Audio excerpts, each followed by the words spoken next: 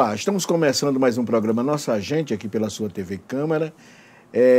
E como acontece às vezes, tem uns entrevistados que a gente tem facilidade até de apresentar. É um músico,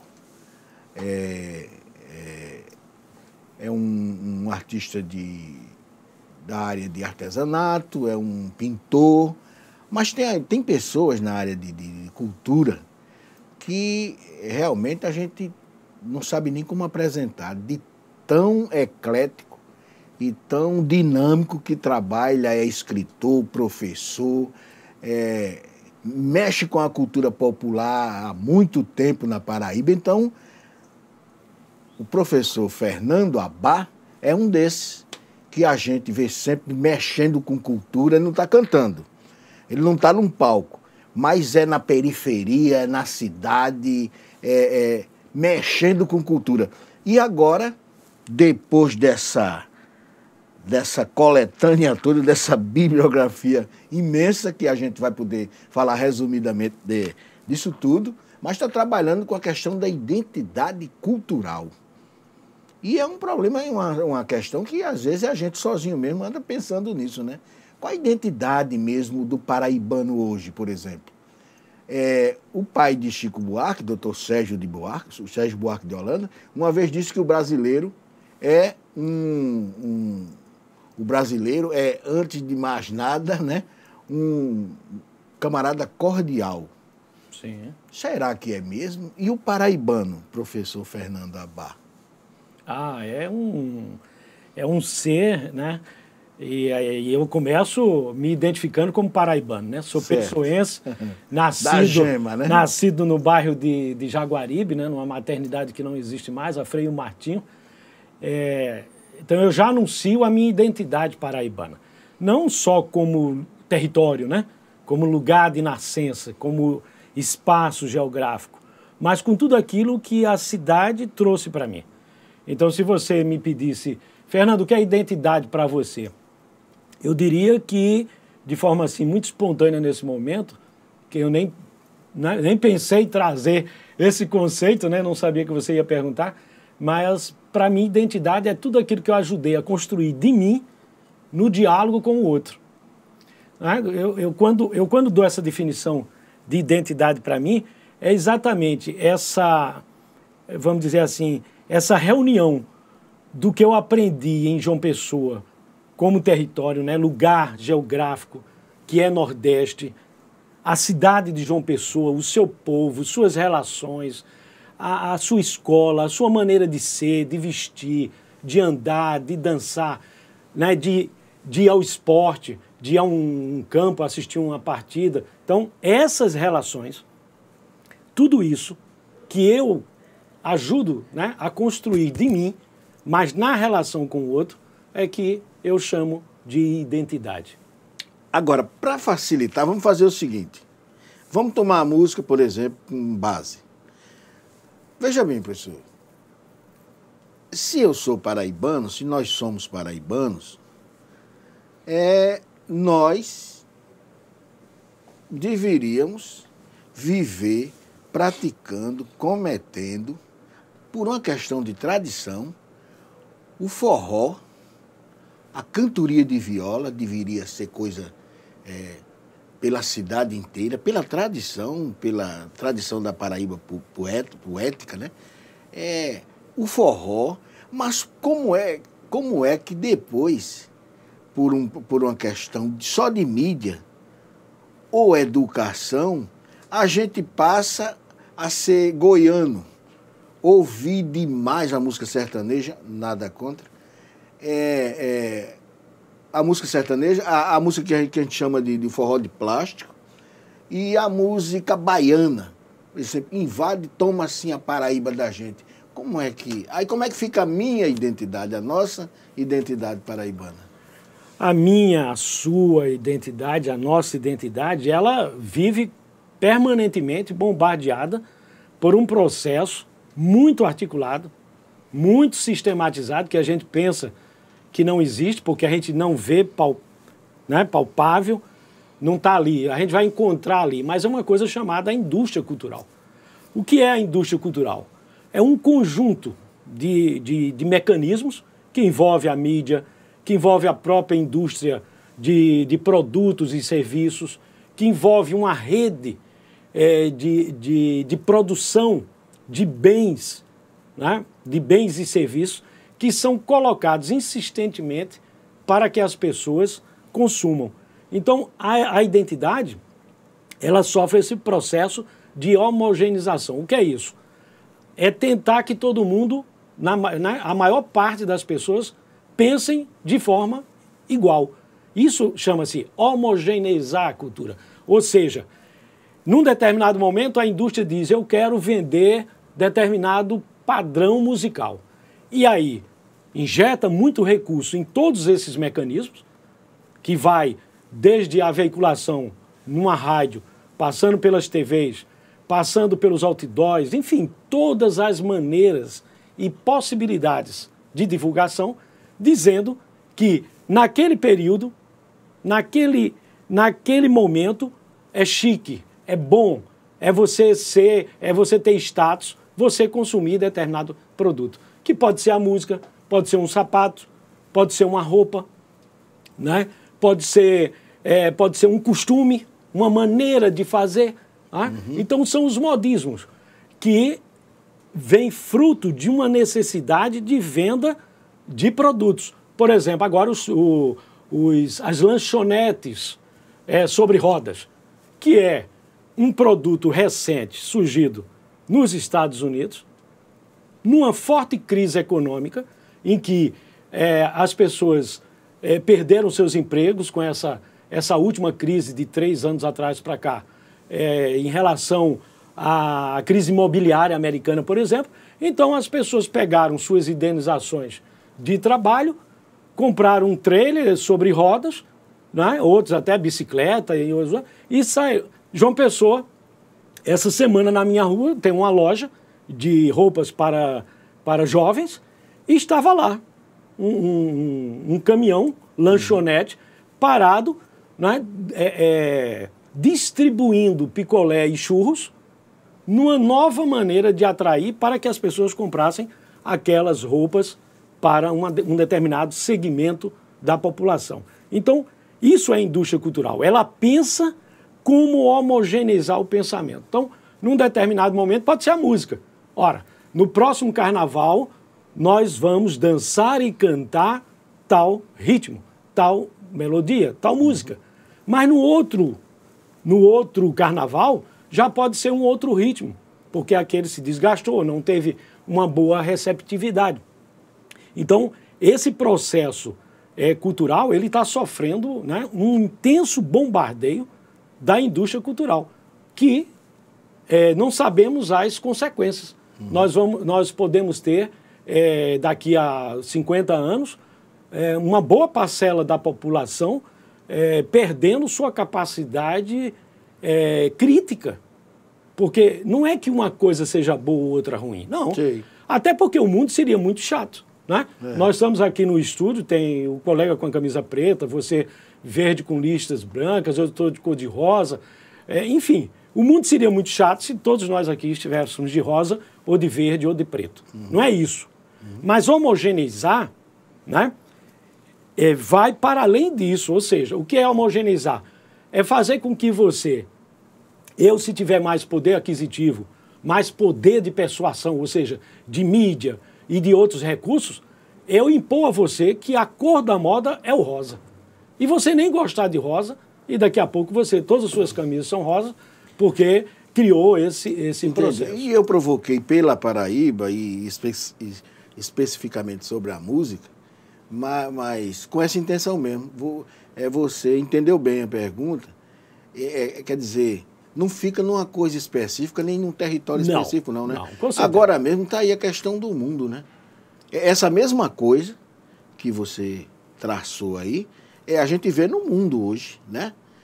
Essa indústria cultural também quer que as pessoas no mundo inteiro tenham um setor, tenham uma parte mais poderosa que quer que as outras pensem como ela, viva como elas, trabalhe como elas, né?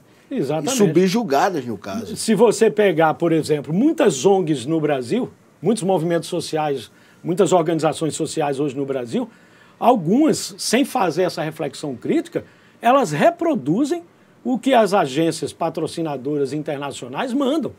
Então, muitas vezes, você está lá no interior da Paraíba, por exemplo, e você está fazendo algo na área cultural que é feito num bairro lá de Londres.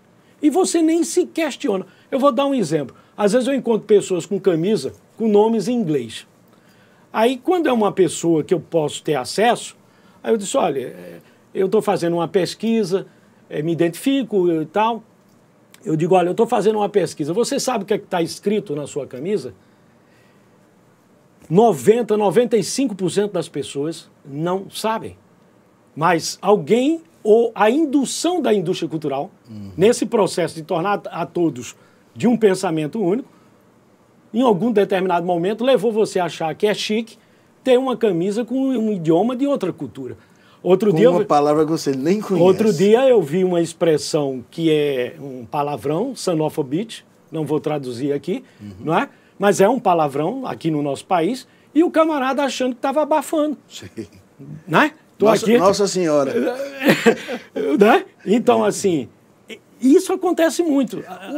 O Ariano Suassuna tem uma coisa, porque isso vai também para o nome das pessoas. Vai. Né? Wesley. Vai. A gente chega na periferia, é Wesley, Watten, não sei quem. Normalmente, os artistas que estão naquele momento na evidência, se você pegar a lista do registro civil, né?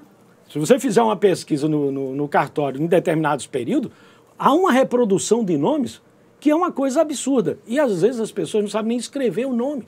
É uma dificuldade... Né? Não sabe escrever o nome que gosta, que acha bonito. Exatamente. Por exemplo, a França, né, que está vivendo esse momento de sofrimento, está passando por esse momento de terrorismo e tal. Na França, há uma lei do Ministério da Cultura que idealizou e o governo sancionou, não se utiliza em estabelecimento comercial, educacional, etc., títulos, nomes de outros idiomas. A França fez um movimento nessa direção de preservar, né, a sua língua pátria, a sua língua mãe. Aqui no Brasil, o contrário. Você vai ver fast food, né? Você vai ver delivery. Eu vou ligar para um delivery. Ligar, em português, delivery, uma expressão inglesa, para o quê? Pronta entrega de serviços, né? Vou ligar para o restaurante e pedir minha refeição no delivery. Professor, e a gente chegar numa periferia pesada assim e ver Zeca Drinks? Não é exatamente. Brincadeira, né? Porque pelo menos nos lugares chiques, que tem pessoas que conseguem ler, ainda vai, né? Mas às vezes nem os ditos chiques conhecem as expressões. Entendo. Porque em outro idioma é o que a gente chama de expressão idiomática. Às vezes a tradução não é a que é feita noutra cultura, né?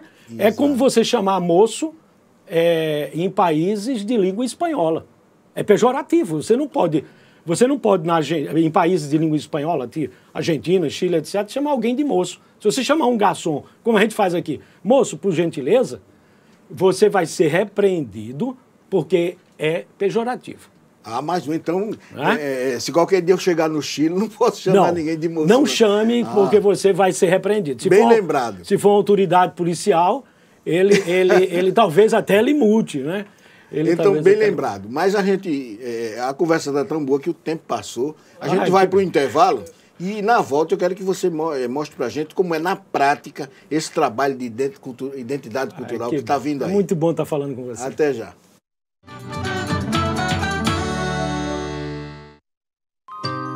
Essa é a nossa história. São lugares e monumentos para serem admirados. Vamos defender nosso patrimônio e manter essa memória viva. Essa é a nossa cidade. São praias e espaços verdes para curtir a natureza. Com a Câmara Municipal, vamos cuidar e preservar nossas belas paisagens. Se João Pessoa é o seu lugar, junte-se a nós. E vamos espalhar cuidados por aí. João Pessoa é o nosso lugar e a gente cuida.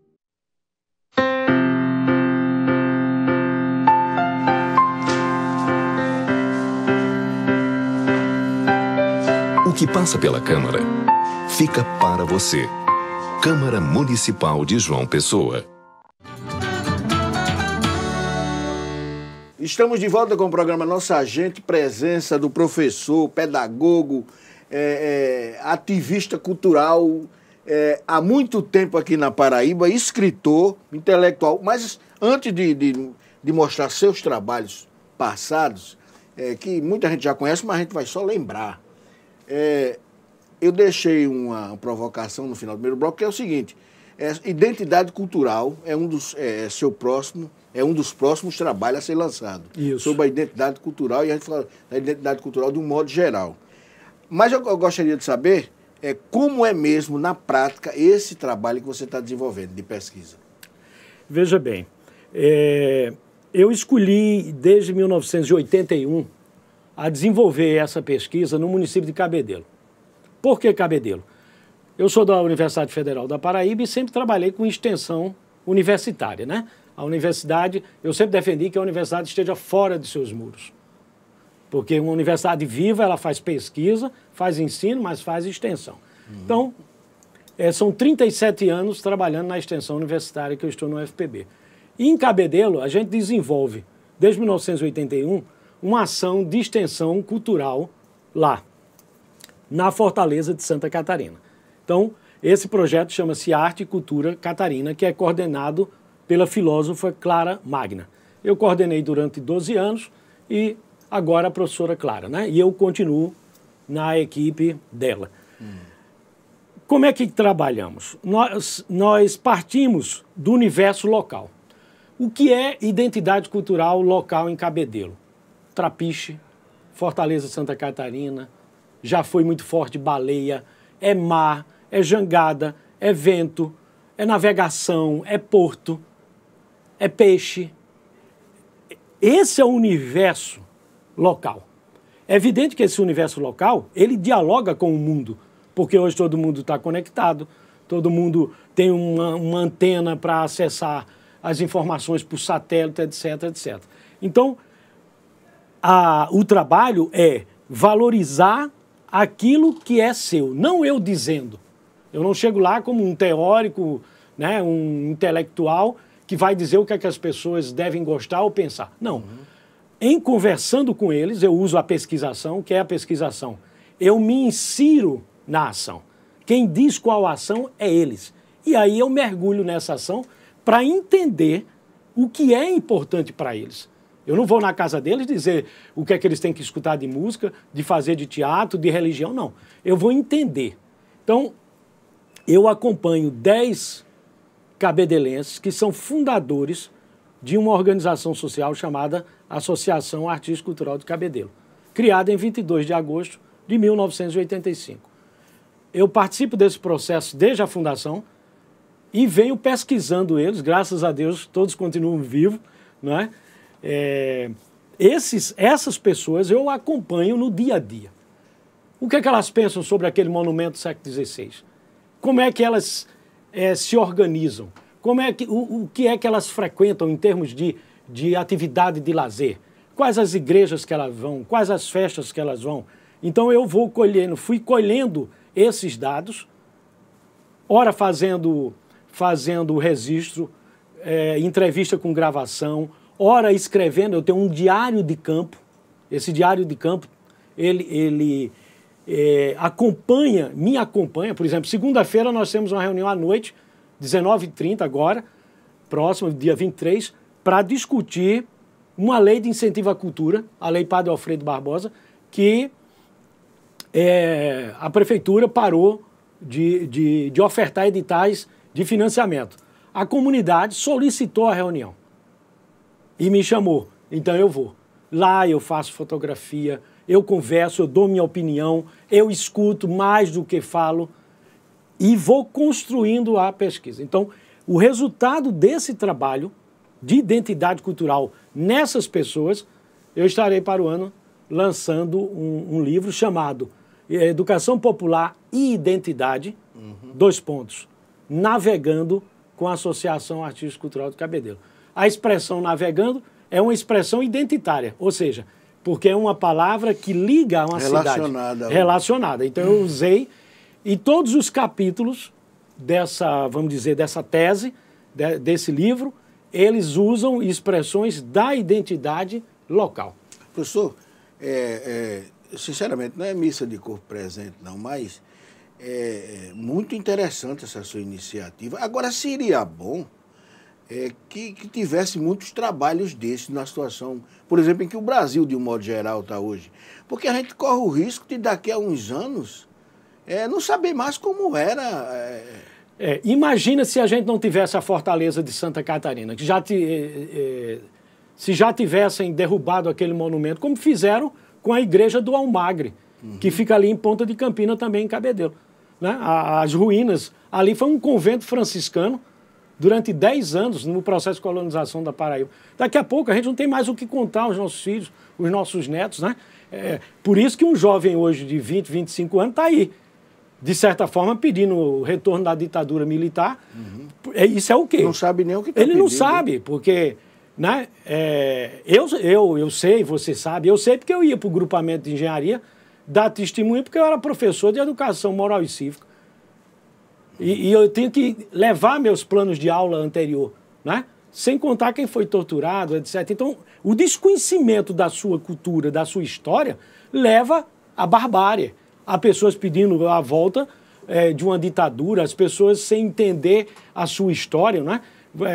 João Pessoa não tem um museu de sua história. Isso é outra coisa que a gente já falou aqui. É muito sério isso. É muito sério. A gente não tem onde levar os jovens e os adultos para conhecerem um pouco de sua história. Aí fica, às vezes, na memória oral, né? E quando essas pessoas desaparecem? Foi isso que eu falei. Meu interesse por Cabedelo é muito forte, porque o cabedelense tem tido essa preocupação, e é isso que eu estou estudando há 30 anos, essa preocupação com sua identidade. Por exemplo, Mestre Hermes Nascimento foi o criador do hino oficial de Cabedelo e criador da nau catarineta de Cabedelo em 1962.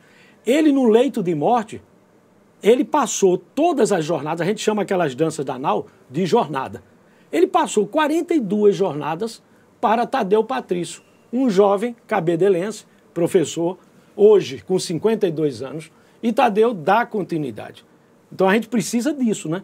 Esse meu trabalho de conversa sobre identidade não é para enclausular a cultura e dizer assim, não, vai botar o artesão numa bolha, o cantor na outra bolha. Não, é a compreensão de que eu posso dialogar com o mundo sem perder minha origem, sem... Eu posso ir ao Louvre, eu posso ir a Paris e conhecer a Torre Eiffel.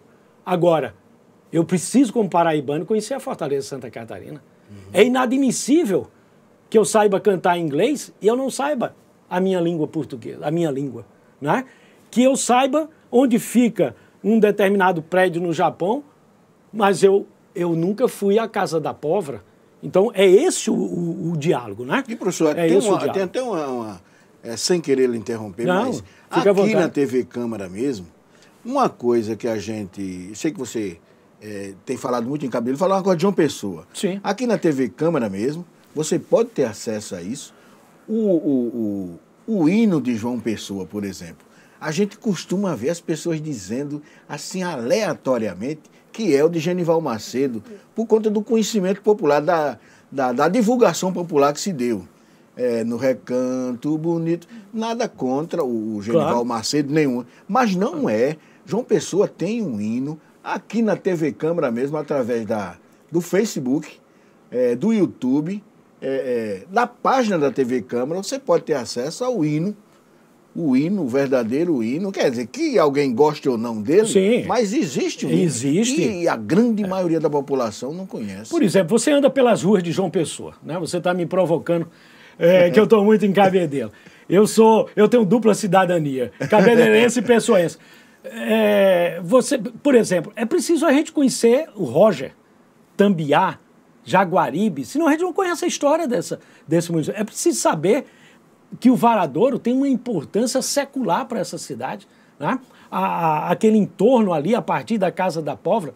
Então, se eu sou pessoense, eu preciso conhecer essa história. Nada me impede que eu dialogue com as redes mundiais. Nada me impede. Mas se eu sou pessoense, eu preciso saber que o Varadouro, que o bairro de Itambiá, que a fonte, né, da Bica, são marcos da minha história. Então, eu fecho esse pensamento voltando à expressão inicial que eu disse, né? Identidade, para mim, é tudo que eu ajudei a construir de mim, mas no diálogo com todos os outros. Pessoal, só esse tema daria para a gente fazer uns 15 programas aqui nossa gente. Mas eu queria mostrar também, para alguém que eventualmente não lhe conheça, tem um trabalho também anterior. Gostaria, são quantos livros já, professor? Gostaria 15. Que você citasse pelo menos alguns aí, os mais importantes. São 15 livros São já. 15. Todos nessa área, né? Cultura, todos esses livros, eu coordeno um projeto chamado Projeto Editorial Novos Olhares, né? Como a gente tem um tempo reduzido, eu quero destacar o Mar e a Jangada, sempre essa temática nos meus livros, que eu trago os títulos ligados à identidade da cultura local. Sim. O Mar e a Jangada, o Mar e a Jangada é o resultado de uma pesquisa na área de extensão universitária, um projeto de pesquisa de cultura que eu desenvolvo pela Universidade Federal da Paraíba, né? Eu que sou do Centro de Educação. Este foi o último lançado, Percursos Educacionais, Ação, Reflexão, Ação. Eu defendo que toda ação ela tem que ser refletida e uma nova ação, cheia de análises, cheia de observações, possa desencadear novas ações. E aqui é o pedagogo. E aí é muito forte o pedagogo. A educação, um encontro com o outro, né? Onde a gente destaca que a educação é profundo diálogo, né? Aí é freiriano esse pensamento, não é meu. Só existe educação no diálogo com o outro. Contextos, aliás. Saberes e práticas da educação. Também na mesma área, né? Também na mesma área. O fio condutor é educação, e aí a gente faz várias ligações com outros autores, né? Tem minha organização e traz o diálogo com outros autores que falam sobre educação, sobre arte, sobre cultura. O diálogo, né? Diálogo. Os entrelaços. Os entrelaços. Sempre priorizando essa categoria freiriana. Diálogo. Sim. O diálogo. Porque no diálogo eu não estou impondo o meu pensamento a você, nem você a mim. Nós, né, há um autor, que eu não me recordo o nome agora, mas me ocorre citá-lo, ele disse que a crítica é a grande oportunidade de eu rever aquilo que eu estou dizendo e afirmando. Reelaborá-lo ou manter minha convicção, mas respeitando o outro, né? Aí é fundamental, né? Professor, muito obrigado que agradeço por ter atendido o nosso... Mas você tem um tempo aí para suas considerações finais. Agradecer. Fiquei super honrado quando né, você mandou uma mensagem para mim me convidando e disse lá no Centro da Educação, olha, vou com muita honra, porque a TV Câmara e esse trabalho que você coordena também não vamos dizer assim, retribuição das palavras generosas que você me ofertou, mas é do meu coração. Eu sou daqueles que, se eu não puder elogiar, eu fico calado. Eu não gosto de denegrir ninguém, nem diminuir ninguém. Agora, elogio, né? Elogie sempre em público. Crítica, faça reservadamente. Eu tenho esse pensar. Então, assim, a TV Câmara é um desses poucos espaços que a gente tem na cidade que nos oportuniza poder fazer uma fala mais longa. Porque, às vezes, a gente é chamado para determinados programas, né? Questão de ética, a gente não cita nomes, mas, assim, nos dão 1 minuto e a gente é cortado aos 30 segundos. Então, não tem nem como elaborar um pensamento. Às vezes eu tenho até a impressão que chamam, mas não é para você falar, é apenas para compor a imagem. E aqui nesse espaço que você oferece, a gente tem condições de minimamente elaborar um pensamento, defender um pensamento. Então, eu estou muito agradecido, porque tive a oportunidade, e são raras as oportunidades, porque você antes perguntou, e por que, Fernando, não tem experiências como essa? Num capitalismo selvagem desse, quem quer chamar alguém para dizer que a indústria cultural quer transformar a gente num bocado de robô? É muito difícil. Muito obrigado pelo espaço. Mas a gente que agradece e até o próximo programa.